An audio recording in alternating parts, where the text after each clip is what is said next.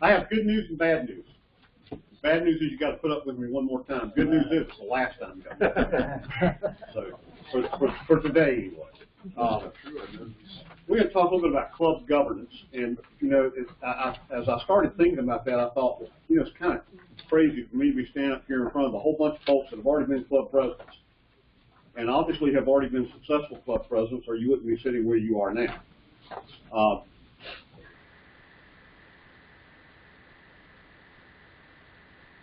For me to stand up and tell you guys about club governance and talk about it better than I can. But what we have to remember is that those folks who are coming in right now as presidents-elect, gotcha, David. Those folks who are coming in right now as presidents-elect have not been presidents yet, most of them. Some of them have. In fact, we have a past district governor who is going to be president of their club this coming year, and another one's going to be president of their club next year. So some of the folks are very experienced, but most of them are not. They have not been president of Rotary Club before. They don't really, some of them don't really know yet how Rotary works. Some of them may not have been in Rotary very long. I myself, when I was club president 2010, 2011, had only been in Rotary since September 2007. I was still trying to figure out what Rotary was and what it did when I took office. By the end of the year, I was doing a pretty good job. But the beginning of the year, maybe not. And so that's what we want to try to help these folks avoid. We want to help them avoid that lag so that they can start doing a good job right off the bat. One of the first things that's not on my list here, but one of the first things, and I'm going to go ahead and pass this out. One of the first things I want to ask you guys to consider in having your club presidents to do, the presidents-elect, and it's not here, is to review their club bylaws. They really need to have a good understanding of what their club bylaws say regarding various committees, regarding various programs, projects, whatever, meeting times, all that kind of stuff. They need to really understand that. And if they do, that will help them immeasurably as they go through their year. The next thing they probably should start looking at between now and the time they take office in July is the selection of their committees. They committee chairs, and this is where we talked about yesterday about building team leaders. This is where they want to use their ability to try to select their team leaders to go out and find out who their committee chairs are going to be. Whether it's going to I would not make a very good secretary or treasurer, perhaps, because I am not a C person.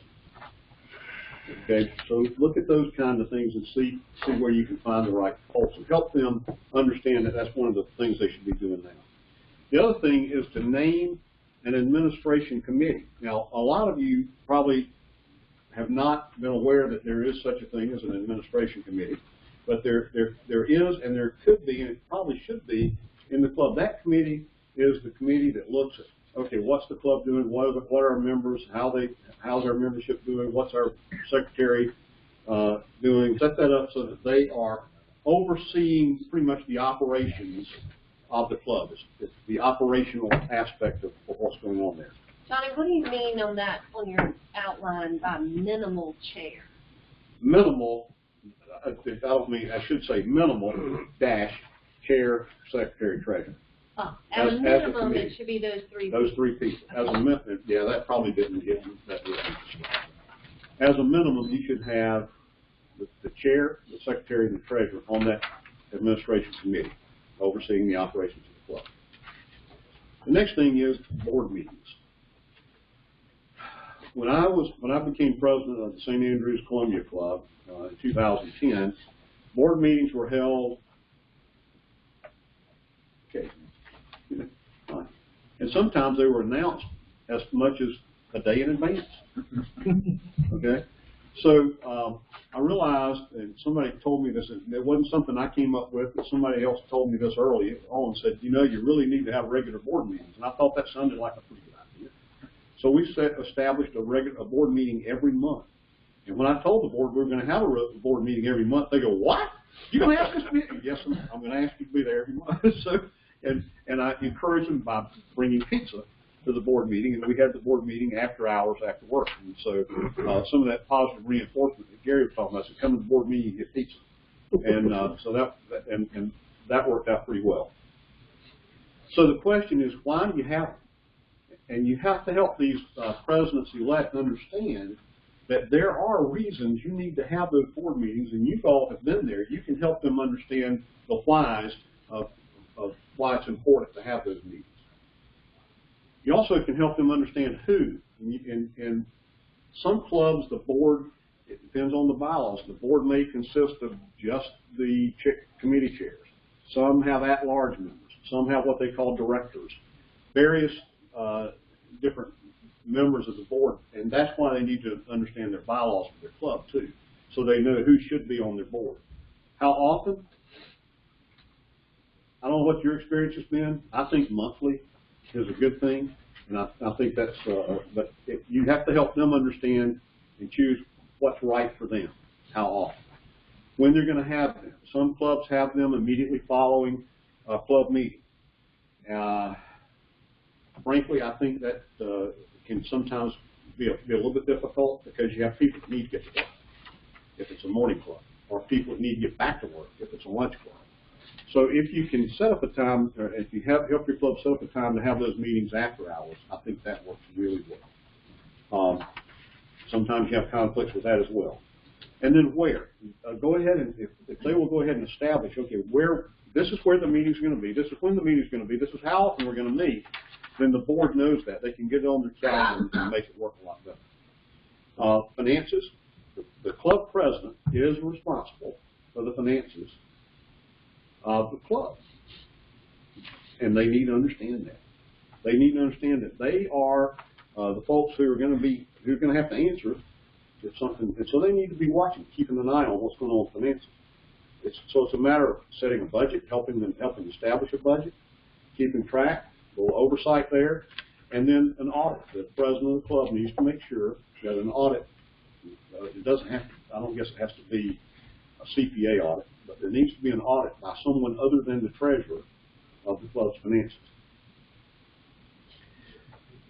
They also need to understand the meetings. Now, you're going to have a lot of presidents, and Rod has heard this, where presidents-elect will go to pets, oh, I have to go here, all I have to do is stand up and tell them, run the meeting, introduce the speaker, and what we're doing, just go through the agenda. And any president-elect that thinks that is in for a rude awakening when they start hearing all the stuff that they're going to be responsible for.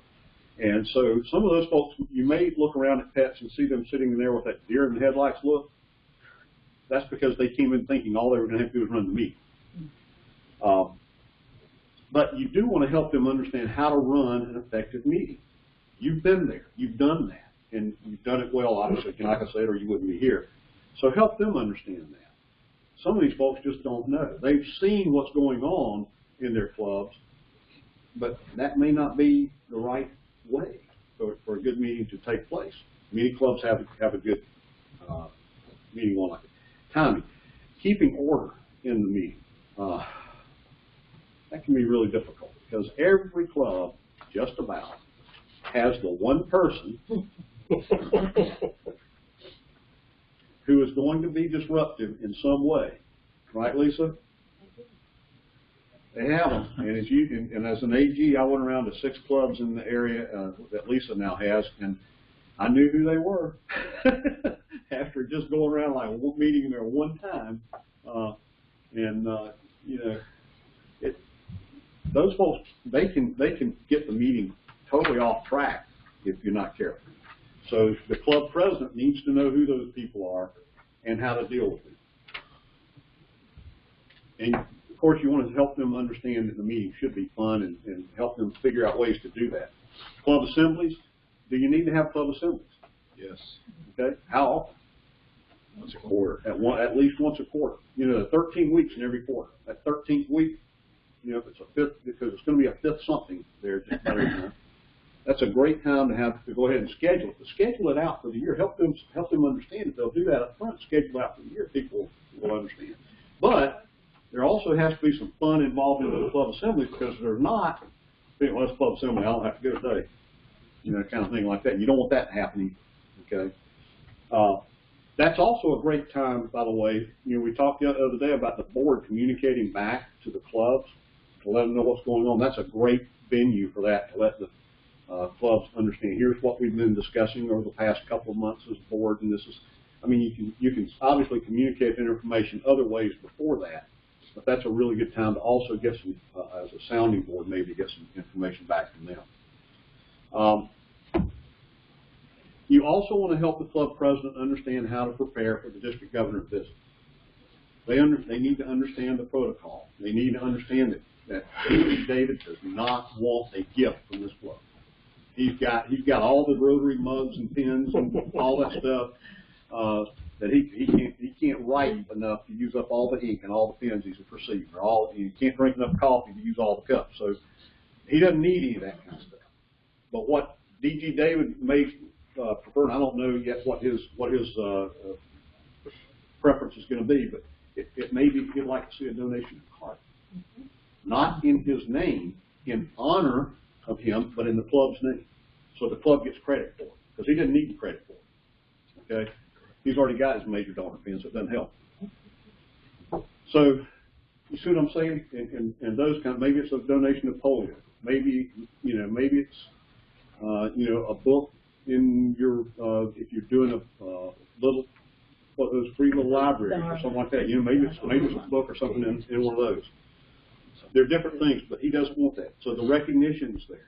Now, the other part of it is, you can help the club president understand, because they may not understand it, may not know this, that when the district governor comes to visit, if they have people in their club that are being honored with Paul Harris Fellow, or they maybe joined Paul Harris Society, or maybe maybe it's a major donor, maybe they're a benefactor of the Quest Society, anything like that that's going on, any awards, any recognitions, and maybe it's something that you are doing as a club that you know, some of that positive reinforcement that Gary talked about the other day, and you just want to have somebody recognized from a club for something they've done well in the club, you know, maybe you might want to ask the district governor to present that recognition. And typically, district governors love to do that kind of stuff because you know, it's one of the very positive things that can go on in a club meeting. Can I ask you a question? How much in advance will we know when David is going to come and visit the clubs? There is Have it in your book. In that book right there, there's a calendar of when he's going to be in the club. Oh, really? It starts around page 11 and goes to page 432. And would you please check it, because I've already been advised there's one date that's incorrect or an address that's incorrect, so things do change. Please let me know. So, thank you, Dave. That's really a good point too. And the other thing, if you have new members in your club, and you want to have the district governor induct those new members, that's a great thing the district governor likes to do too. Great. Okay, so that'd be a good thing. Then you're going to get down to What about the district governor's wish? Because some of us are reasonably humble people. But it's about what the club receives that to be. And the fact that they look up to the district governor as being the leader of their pack in this thing. So we are always happy to help out wherever we can, and if we can add value that way, that's important. But it's not about us, it's about your members. Exactly. But again, it's just things that you can help the club presidents think about that maybe they'll want to do. Maybe they'll want to ask the district governor to help with. Elections. All these presidents-elect that are coming in right now, some of them were chosen the way we talked about the other day. They were the last person to duck. They missed a meeting or something of that nature. If you can help your presidents-elect now start planning for how this is going to work near the end of their term, or whenever elections typically have to happen, November kind of time frame, something like that, for the following year, 2 years out, hopefully. But if they have a succession plan in place for the president of the club, that really helps. A lot of clubs will have the secretary as the president nominee. You'll have the president-elect as the president-elect that year, and then you have the president. So you have the president-elect, and the secretary is the president nominee, which will become the president-elect for next year. Some people use the sergeant at arms. They have the sergeant at arms in that line. All those are good ways to do it. The way you don't want to do it is, well, our succession plan is whoever we can get to do it, whoever we can talk into it. You know, that's not a succession plan. So if you can help them figure out how that can, and that's something that may have to go through the board. You may have to get the board to approve that. The club bylaws may have it in there. So look at that again, why they need to read those and understand that. And then, of course, you want to help the president-elect understand that their leadership in the club for the coming year is going to be hugely successful if they will lead by example. We are all best, serving best, I think, when we are servant leaders. You know what I mean? When we serve and we show our willingness to serve, and we're out there in front, Chad mentioned, service above self, and if we are living that as club presidents, the rest of the club will follow.